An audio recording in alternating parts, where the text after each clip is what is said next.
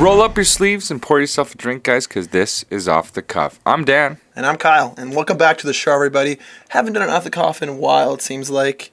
But, Off the Cuff is a near-dear segment to both of us here at the Second Viewing. One of my faves. And if you guys have been seeing some of our other content out there, like the Second Viewing podcast we just put out on Power Rangers and other things, like Your Ass is Degrassi, you would already know that we're pushing some cool shit out for you guys every week.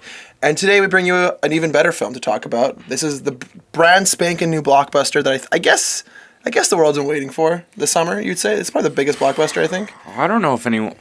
I think some people are waiting, but most aren't. I mean, like... I don't know, man. This is the bigger one. This is bigger to me than Wonder okay, Woman. this is a bigger one. Yeah, this is a bigger one than Wonder Woman. However, it is just another fucking Spider-Man movie. This is Spider-Man Homecoming, guys. Now, the title of the movie... way back in, 2015 when this got announced, I was like, Homecoming? That's kind of a lame-ass title, I'll be honest with you. Right. But, it kind of works. It kind of says a lot about the movie, how this is a lighter tone than some other darker and even mid-tone shit we've been seeing lately. And it just kind of ends up being a teen movie in a lot of ways. And it kind of works in that sense. But I had a really good time with it. I almost didn't want it to end. Like it was. Wow. Well, what was your feelings going into the film? I guess. I was not expecting a lot. I thought there was going to be way too much Avenger and Tony Stark and fucking Captain America and guy. Some other random bitch named Vision. Hey, Vision was cool. I think. I don't know, boy. I vaguely remember Age of Ultron. Did you see that? Avengers no, I never saw it. I never saw any of the Avengers movies, actually. In the first one? We saw the first one together. I know we saw that. Wow, fuck, that says how much. On record. It says how much I fucking remember about the movie. Well, yeah, and it's the same thing for me, really, going into this. I was like, you know what? I went in with an open mind, as much as I can with all this shit. We talk about this all the time when we see superhero movies, but we're just in a bit of a fatigue, an extreme fatigue, really, about these films. Movies, yeah. And so I wasn't expecting an outright fail, I'll be honest with you. I thought it was, based on what I've seen, the cast and the setup for this movie, the odds are really in its favor to a greater degree than it just flat out fucking being terrible. And I think we can agree that this movie succeeds in being a really good movie overall. It does. The poster's really lame. The poster's a terrible poster. But the movie's really good. There's a lot of... It's just really balanced. It doesn't feel like it doesn't capitalize on anything too much. It also doesn't fucking smear the Avengers in your face too much. I will say that the opening of this film was honestly kind of terrible. The opening of the film was like, wow, is this a fucking Spider-Man movie or an Avengers movie? I leaned over to you. I was like, man, I love this Spider-Man movie where it's just all these other superheroes shoved in our face, and Michael Keaton, who is great in this movie, I don't want to take that away from him, is kind of only talking about the Avengers, and we're going over shit we already know and shit we've seen before. But to the film's credit, it weaves those elements into this film's individual plot really well. Right. It does very stick out as its individual plot, even though the Avengers building does have a lot to do with the plot. But But it's not obnoxious, it's not in your face. No one really comes to the fucking rescue. And we can't shit on it too much for that, in the sense that this is a Marvel universe. There is going to be universe things being mentioned.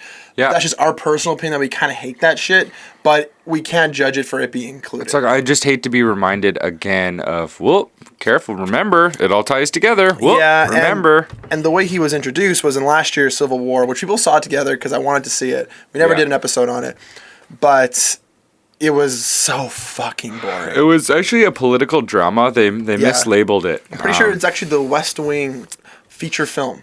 Yeah. Written by Aaron Sorkin. That was so boring. That being said, the fight scene, including Spider-Man, was the most entertaining portion of the film, in my opinion. And actually there's a handycam clip of Spider-Man. What did you think about that? I kind of liked it because I think it kind of added to Spider-Man's quirky character where he's always doing shit he's maybe not supposed to, but he's like, I want to do it, and I'm good doing it. You're right. That was a really good way to right away let the audience know kind of who he is and what his actual personality is like.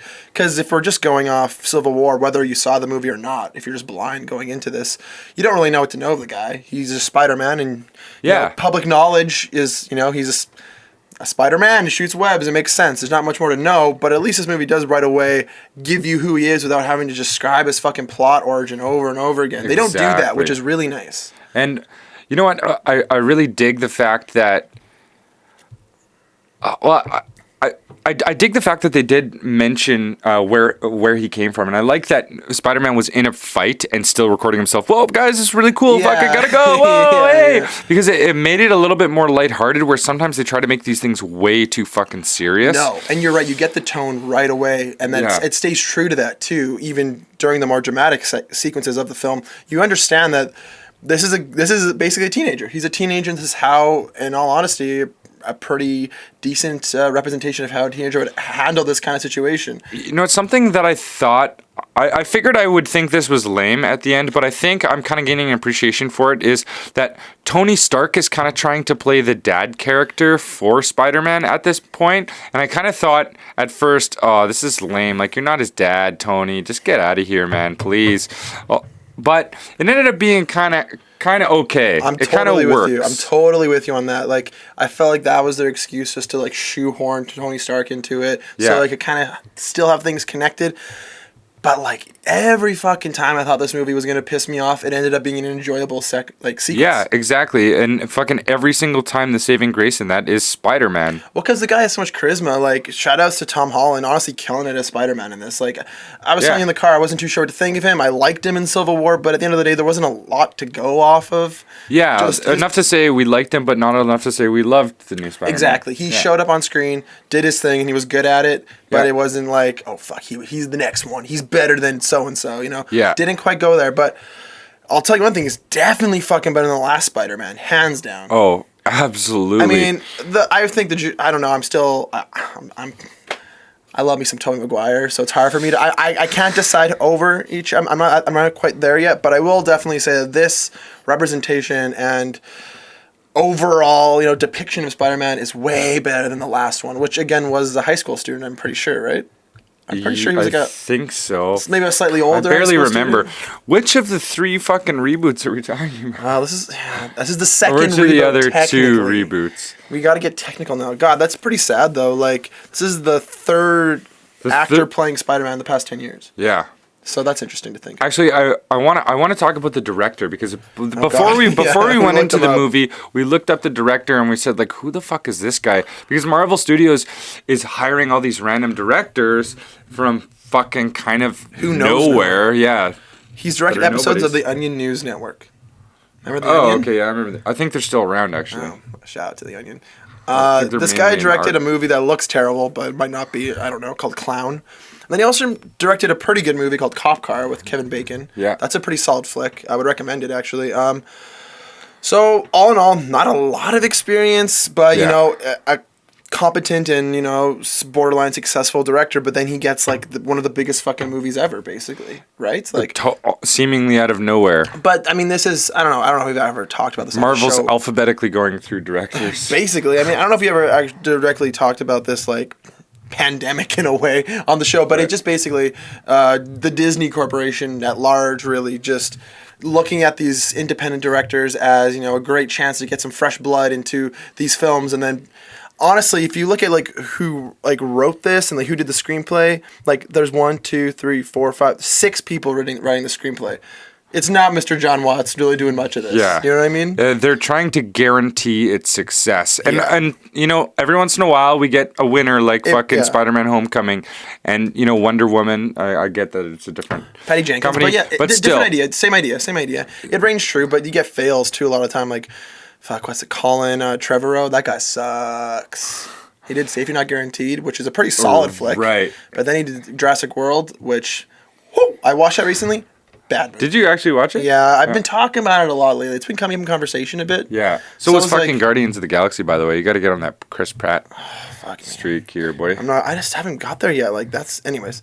But nonetheless, one like, click away. this is one of those things that is kind of failing a lot of the time, honestly, lately. But in this movie, it works. Like, I don't know what exactly the behind the scenes shit in this movie is. We probably won't find out until a little bit later. But at the end of the day, I think, John Watts did a really good job directing this film.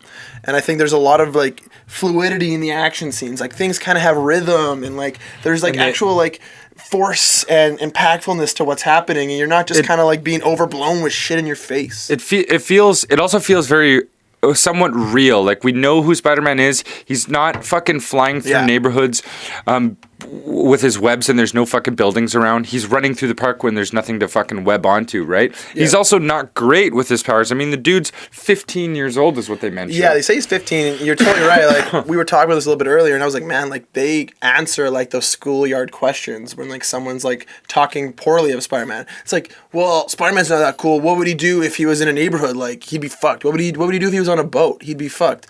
And it's like, well, he handles the situation because he's a fucking superhero, and he's assessing the situation. And he's a really smart guy. We learn that he is very, very smart. And like, oh god, it's really like this. There's a lot to go on in this movie because it's really tightly wound. I mean, sure, they had 6 people writing the screenplay, but it's a pretty good screenplay. It is. I thought it was very well done. And it's a good example of, I guess, collaboration paying off in the boardroom because it really has these small little tidbits of information from all these different characters that make you feel like you're really in the world. Like, I really enjoyed seeing, like, the New York segments, and even... It does tie it all together. Yeah, and even going to the high school, they're relatively, like, enjoyable portions. Like, I kind of like there was a moment where we hadn't seen much Spider-Man, but we saw a lot of Peter Parker. Yeah. And I remember he was, like, had a whole, like, maybe 15-minute arc at the school, and as he was leaving, I was like, dang, I kind of just wanted to go back to the school. Like, that was kind of like a enjoyable, like... teen drama or teen comedy kind of. Exactly, and he's doing cool things at the school, like he's coming up with his spiderweb solution that he needs, or his web blaster solution in his chemistry desk. And by the way, spoilers, guys, I think you should know that there's probably going to be a few in this episode. Yeah, we'll say that. We'll try not to, but we'll anyway, spoiler alert. And there's a scene where he, like, lifts up a segment of lockers to reveal, like, a little hiding spot he has, which I thought was really cool. Because he goes back to that a few times, where it's like, that's where his backup shit is. That's where, like, his personal stuff is. Because Tony Stark gives him a suit, right? And he's using that for some of the movie. But there's one point where he needs his own original stuff before he had Tony Stark. He only had his stuff. And it's kind of like playing the plot or his origin story almost backwards. Because you start to learn about his origins without being force-fed to you. Yeah. It's kind of you're being shown these ideas. You're not being told what's happening. Exactly. And that's really smart. And you're right. It's like these little things that happen throughout the film where, and a lot of times when you're seeing, like, a Brainiac and he's doing all these cool things, it happens in maybe, like, one sequence and you never see it again. Yeah. But in this way, it's like he's opening up a drawer and he has some, like, web-like chemistry in there, and then he uses it later. And then you're right, he opens up that locker once, you're like, oh, that's a cool spot. But then he goes back and uses it again. These things aren't just there to, like, they're not just little quips. They're part of his character. Part of the overall, what makes up his character as his own Spider-Man character. And I gotta look up who his buddy was, but I really, really did enjoy. Yeah, his buddy was good. While you're looking that up, I want to bring up that there was one scene that I didn't enjoy because I couldn't fucking see it. Yeah, and it's whatever. It was in the sky. It was Michael Keaton as Birdman fighting Spider-Man in the sky, but I couldn't see anything that was going on. And like my eyes couldn't track it, and it was too dark for me to pick out which was what and what was going on.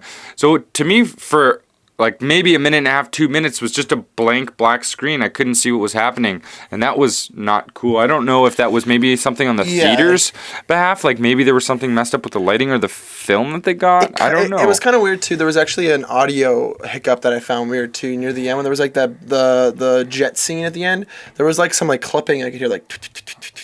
And I thought maybe it was just the engine, but then it happened again. I don't know if that was just like me thinking. There was a guy at the beginning that had, I don't know if he just has a really oddly high-pitched voice for a middle-aged man, or if the sound was off or something. The mix seemed a little weird, but that just might have been our particular theater. I can't say for certain. But when you mentioned that visual kind of like issue, I looked out for it again. It didn't really happen again. No, it was just that one spot. Just that one time, so I don't know. It's hard to say, but that is weird. But, I mean, it's a good thing to bring up because in a lot of these films, that's like a frequent thing sometimes. There's like there's so much fucking shit that just feels like a mesh. It was like Power Rangers. Remember Power Rangers? Like that wall of like dirt comes up and it's just like a shit thing on the screen. Yeah, exactly. It's like so weird. That was a small example of that. It wasn't nearly that bad. It lasted very... It was very, very short. Yeah, it was very short. But it was enough for me to be like, what the fuck's going on? I didn't see any of that. I mean, like, all these action scenes, they're for the most part, besides, I guess, the one at night, and then there's another night sequence kind of near the end, I guess the climax of the film, they're all, like, during the day, and they're very bright and vibrant. You can really see what's going on a lot of the time, and it's really...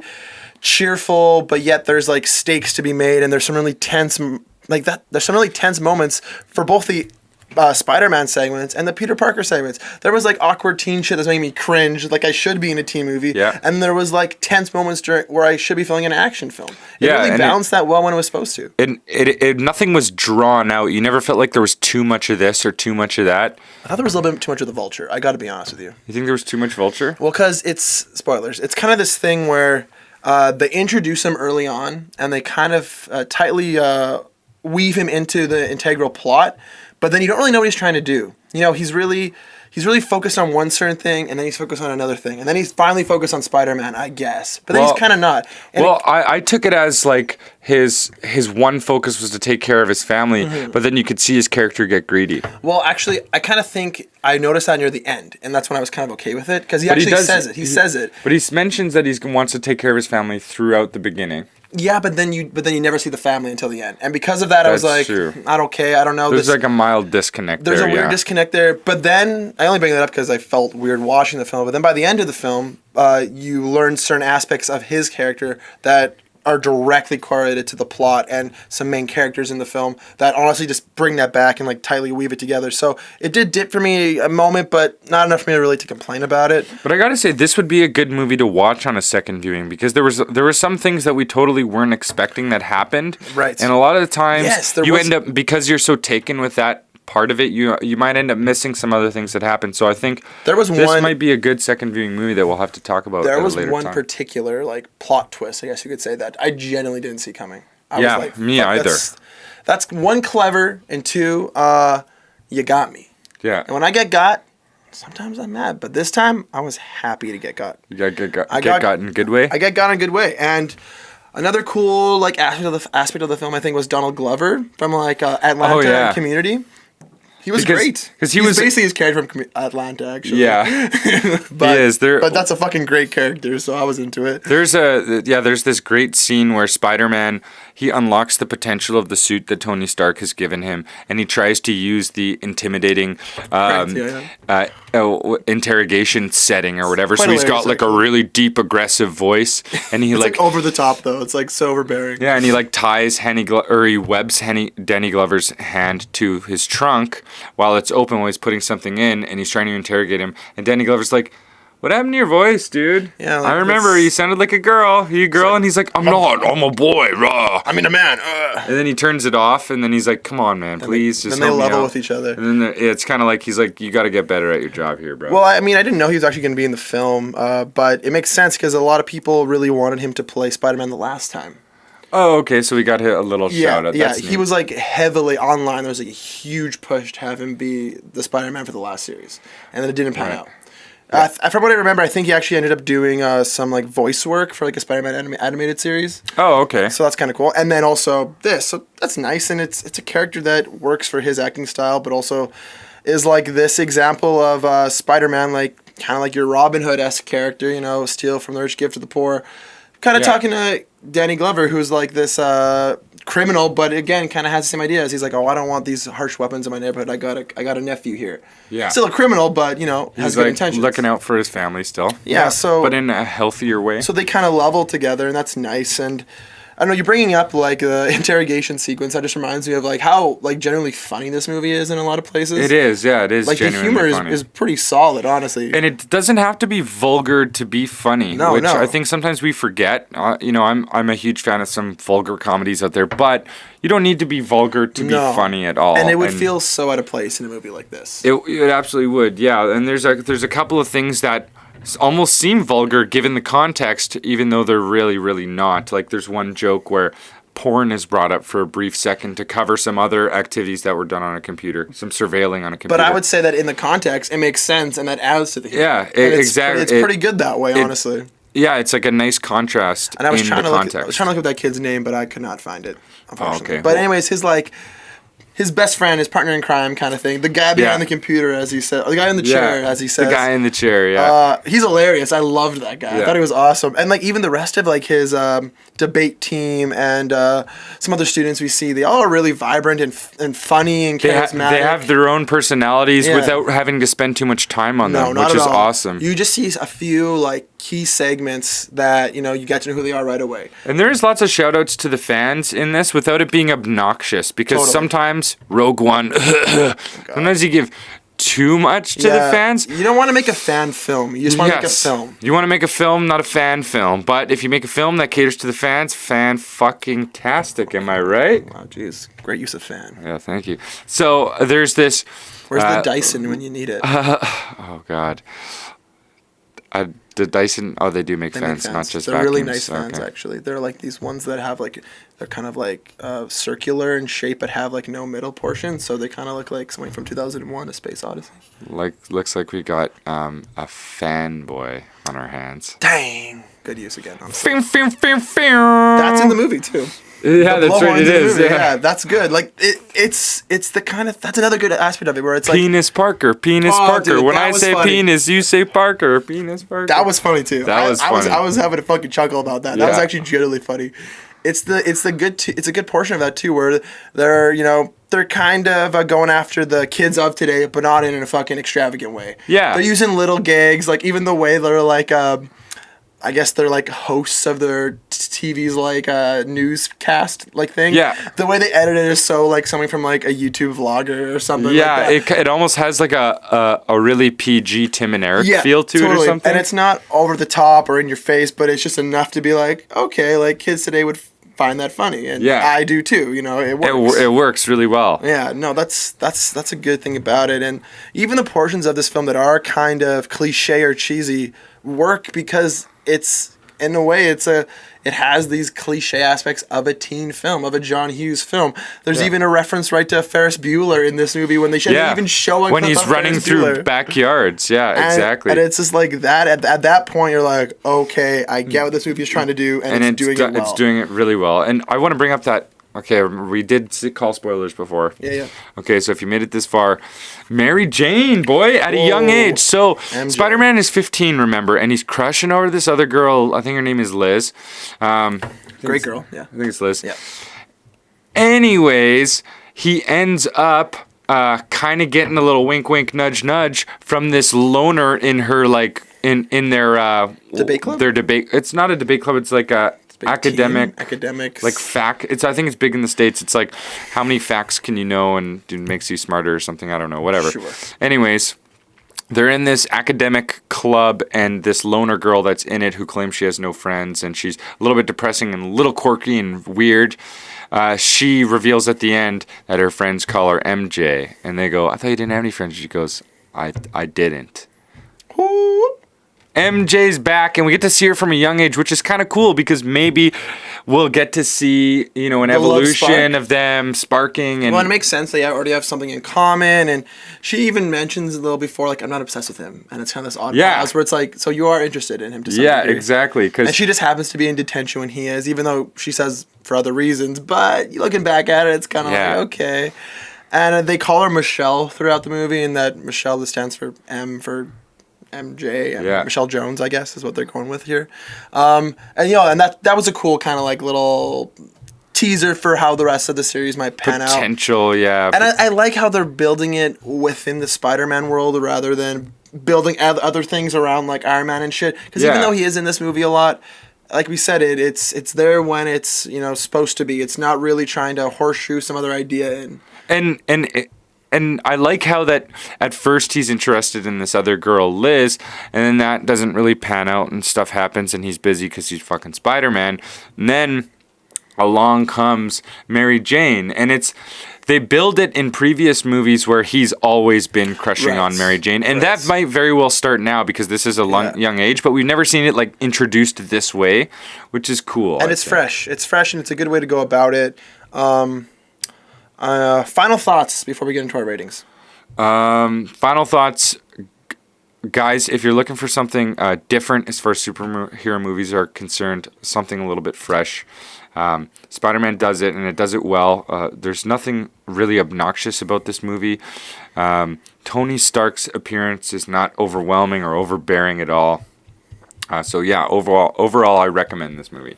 I'm with you on this, man. It's the kind of thing where they got the tone right. So it's been something I've been struggling with big budget films for the past year, for sure. And this is just the best example of it. It has whimsy, it has drama, it has action, it has comedy. It's what a good blockbuster should be. It's a good time at the movies, and I highly recommend checking out Spider-Man: Homecoming. My only gripe with the movie is that not one time in the movie did they call Michael Keaton Birdman. Like, come on. It's true. Throw me a fucking bone. Michael It is Keaton, hilarious that. Do you think like- that's maybe a Jeff move? Jeff Watts here? Do you think Jeff Watts was like, fuck yeah? No, I think it's a Jon Favreau move. I got a feeling Jon Favreau's like, nah, don't do that.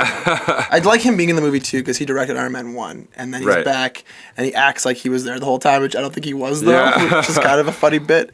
No, yeah, that was kind of, that would have been cool, but at the end of the day, it would have only been a cool joke for a small minority of people watching the film, so I get it. That being said, also, really like Michael Keaton in the movie. Fucking killed it. The guy's a legend. He's great. Dude's back. We're both on board with this movie. What are you going to give this out of 5 for that Letterboxd score? I'm going to give it a 4 out of 5. Solid pick. I'm Solid going 4 to 4. 5 as well. It's already up there. I'm probably going to write a little piece on that. So Peep Game, as always, at letterboxd.com/TSV. Other ways to reach us, Daniel, how can we do that? You guys can always check us out on Twitter. We're becoming a little bit more active there. We love us some tweets, guys. We also are on Instagram, of course. We got some Fire Lake looks coming to you this year. It's going to be dope. We're putting together our 2017 lookbook. You guys can always check us out on Patreon if you like the show and you want to support us. That helps us get new things like lights and lenses and cameras and all that good stuff. Peep Game on anything that can host a podcast. We're probably fucking on it. We're there and back again. You name it. SoundCloud is a great way to download it on the go and listen to it on the go. Yeah, so, if you're not into the strictly... That's maybe my favorite option. If you're not strictly into like a podcast platform, SoundCloud's there to get that unique download. We have that there set up for you guys. But also, as always, just follow us on SoundCloud too and subscribe on YouTube. Hopefully you're watching it there or you're listening to us on SoundCloud. But as always, thank you for watching Off the Cuff. We'll be back next week, guys. I'm Kyle. I'm Dan.